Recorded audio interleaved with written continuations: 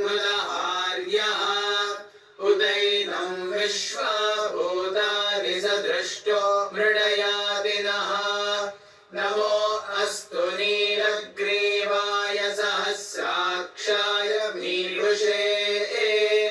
अथो ये अस्य सत्त्वानोऽहं तेभ्यो करन्नमः प्रमुञ्च धन्वनस्त्वमुभयोरार्तियोज्याम् याश्च ते हस्त इषवः पराता भगवो वपा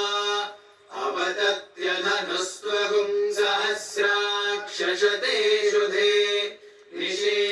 निशीर्णशल्यानां मुखा शिवोरः सुमना भव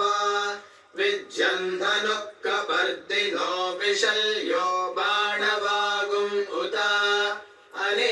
अनेशन्नस्येषव आभुरस्य निषङ्गतिः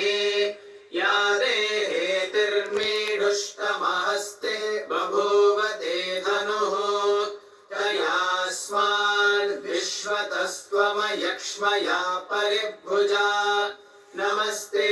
अस्त्वायुधाय नादताय धृष्णवे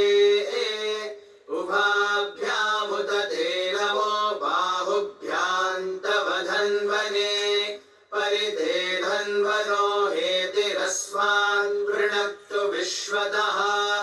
अथो य इषुधिस्तवारे अस्मन्निदेहितम् नमस्ते अस्तु भगवन् विश्वेश्वराय महादेवाय त्र्यम्बकाय त्रिपुरान्तकाय त्रिकाग्निकालाय कालाग्निरुद्राय नीलकण्ठाय